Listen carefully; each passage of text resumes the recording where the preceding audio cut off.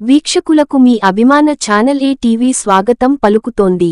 కాంగ్రెస్ ప్రభుత్వ 6 గ్యారంటీల వైఫల్యాలపై BJP assembly ముట్టడి పిలుపునిచ్చిన రఘునాథ్ రావు వెరబెల్లి.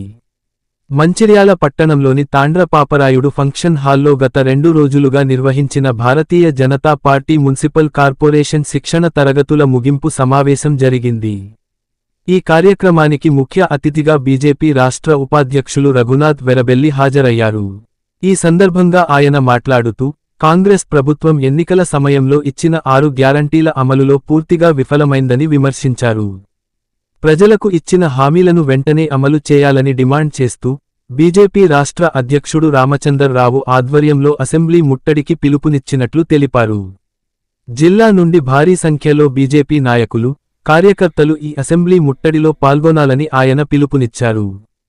కాంగ్రెస్ పార్టీ అన్ని హామీలు నెరవేర్చే వరకు బీజేపీ పోరాటం కొనసాగిస్తుందని స్పష్టం చేశారు. అలాగే రాబోయే రోజుల్లో మంచిర్యాల జిల్లాలోని స్థానిక సమస్యలపై కూడా పోరాటం చేస్తామని తెలిపారు. ఈ కార్యక్రమంలో జిల్లా incharge Odelu, municipal floor leader Gajula Mukesh Goud, Amirishetti Raj Kumar, Satram Ramesh, కుర్రె చక్రవర్తి, రంగ శ్రీశైలం, వంగపల్లి వెంకటేశ్వరరావు, కమలాకర్ రావు, జోగుల శ్రీదేవి, ఆకుల అశోక్ వర్ధన్ తదితరులు పాల్గొన్నారు. జాతీయ పార్టీ పిలుపు మేరకు కార్యకర్తలందరికీ కూడా ప్రతి 3 సంవత్సరాలకు ఒకసారి శిక్షణ తరగతులు నిర్వహిస్తాం. దాంట్లో భాగంగా మన మంచిర్యాల మున్సిపల్ కార్పొరేషన్ లో నిన్న ఈ రోజు అంటే 2 రోజుల పాటు శిక్షణ తరగతులు నిర్వహించడం జరిగింది.